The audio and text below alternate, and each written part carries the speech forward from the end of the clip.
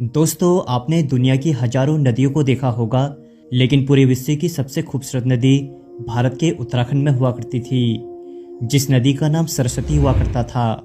पौराणिक काल के समय में सरस्वती नदी को इतना सुंदर माना जाता था कि यह नदी सारी नदियों में श्रेष्ठ मानी जाती थी। यहाँ तक कि इस नदी को माँ गंगा से भी श्रेष्ठ माना जाता था। यह नदी उत्तराखंड के माणा गांव से निकलती थी और भारत के साथ साथ पाकिस्तान के भी कुछ हिस्सों को टच करके अरब सागर में मिल जाती थी। पौराणिक काल में सरस्वती नदी के बारे में ये कहा जाता था कि जो भी इस नदी का पानी पीता था या इस नदी का स्पर्श कर लेता था तो उसे ज्ञान की प्राप्ति हो जाती थी, क्योंकि माँ सरस्वती ने खुद ही नदी का रूप धारण करके अपने को स्वर्ग से धरती पर उतारा था। सरस्वती नदी की सुंदरता पौराणिक काल में इतनी प्रभावशाली थी कि तमाम देवी देवता, असुर, गंधर्व इसकी सुंदरता से खींचे चले आते थे। सरस्वती नदी का पानी इतना साफ हुआ करता था कि संपूर्ण पृथ्वी का प्रतिबिंब इसमें साफ दिखाई देता था। लेकिन दोस्तों, पौराणिक काल में ऐसा भी क्या हुआ कि इतनी सुंदर नदी को श्राप लग गया और यह नदी हमेशा के लिए गायब हो गई। जी हाँ दोस्तों, आप बिल्कुल सही सुन रहे हैं। इस नदी को महर्षि वेदव्यास और भगवान गणेश जी ने ऐसा श्राप दिया था कि यह नदी अपने उद्गम स्रोत से थोड़े ही आगे बहने के बाद अचानक गायब हो गई। किसी समय हजारों किलोमीटर का सफर तय करने वाली सरस्वती नदी आज सिर्फ 2-3 किलोमीटर के बाद ही कहीं रहस्यमय रूप से गायब हो जाती है, और उसके बाद यह नदी कहाँ जाती है, कहाँ मिलती है, इस रहस्य का पता आज तक कोई नहीं लगा पाया है। हजारों साइंटिस्टों और इंजीनियर्स ने इस नदी का एंडिंग पॉइंट लगाने का अथक प्रयास किया है, लेकिन अनफॉर्चुनेटली आज तक कोई भी इसका सटीक एंडिंग पॉइंट पता नहीं लगा पाया है।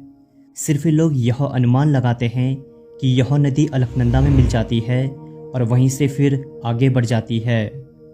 तो दोस्तों, क्या हमें इस बात को स्वीकार कर लेना चाहिए कि सरस्वती नदी भारत की एक मिस्टीरियस रिवर है?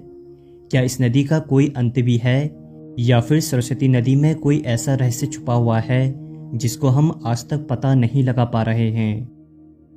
दोस्तों, इस वीडियो को आप अंत तक जरूर देखिएगा, क्योंकि आज हम आपको स्वर्णगुण संपन्न माँ सरस्वती नदी के बारे में कुछ ऐसी बातें बताने जा रहे हैं जिनको जानने के बाद आप सच में हैरान हो जाएंगे, और इस वीडियो को देखने के बाद आप उत्तराखंड आकर इस नदी को देखे बिना नहीं रह पाएंगे। वैदिक काल में सरस्वती माँ की बड़ी महिमा थी।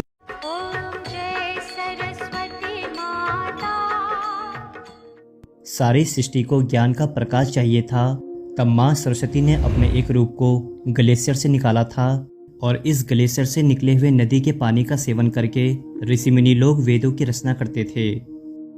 सब कुछ अच्छा होने के बावजूद भी सरस्वती नदी के अचानक विलुप्त हो जाने की 2 कहानियां पौराणिक काल में बताई गई है। पहली कहानी में ये कहा जाता है कि जब 5 पांडव अपने आखिरी दिनों के समय में स्वर्गारोहणी पर्वत जा रहे थे, तो 5 पांडव सरस्वती नदी पार कर लेते हैं, लेकिन द्रौपदी सरस्वती नदी पार नहीं कर पाती है। तब 5 पांडव सरस्वती माँ से रास्ता देने की मांग करते हैं, तो सरस्वती माता मना कर देती है। तब युधिष्ठिर रास्ता ना देने का कारण पूछते हैं, तो सरस्वती नदी कहती है कि जिस तरह से बहते हुए पानी और बहते हुए ज्ञान को रोका नहीं जा सकता, तो मैं भी द्रौपदी को रास्ता देने के लिए रुक नहीं सकती। सरस्वती माता के ऐसे वचन भीम को अच्छे नहीं लगते हैं। तब वे जोर से सरस्वती नदी में अपनी गदा मार देते हैं और वहां एक विशाल चट्टान का स्तंभ रख देते हैं, ताकि द्रौपदी उसमें चलकर नदी क्रॉस कर सके। लेकिन जब भीम ने अपनी गदा आवेश में आकर सरस्वती नदी पर इतनी जोर से मारी थी कि कहा यह जाता है कि वहीं से सरस्वती नदी धरती में समा गई थी।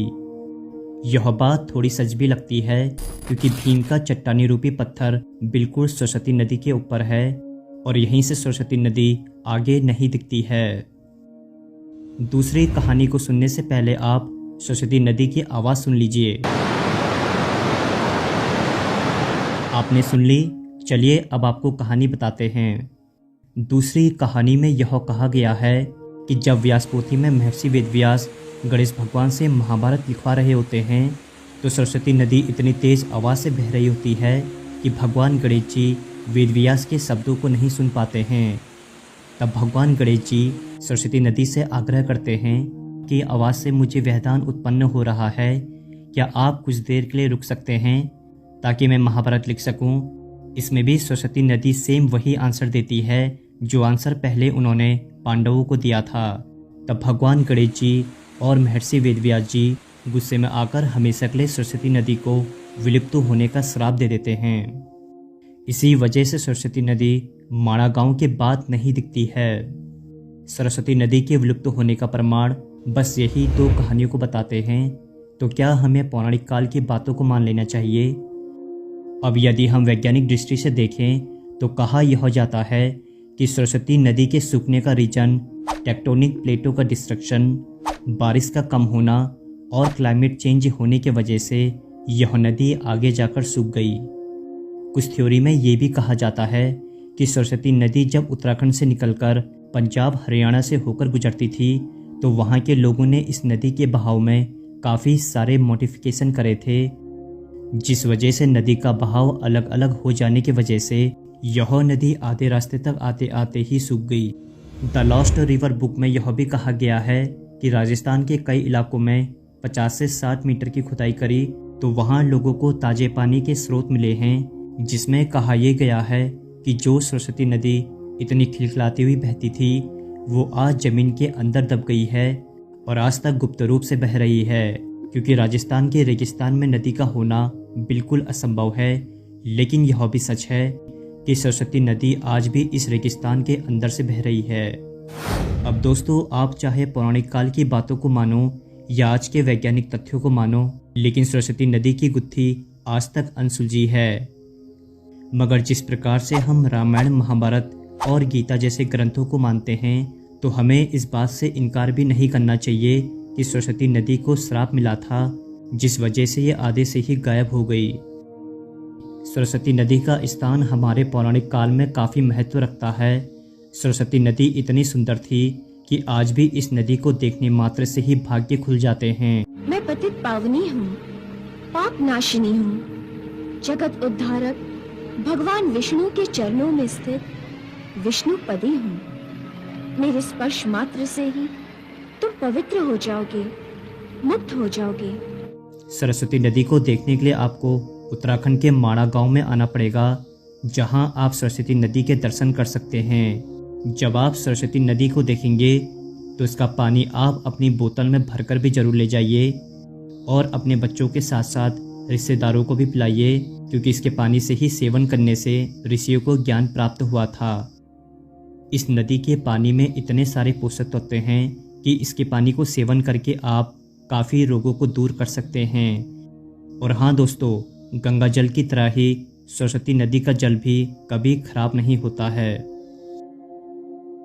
दोस्तों, इस वीडियो को आप लोगों के साथ शेयर भी ज़रूर कीजिएगा ताकि सरस्वती नदी की जानकारी सभी को पता चल सके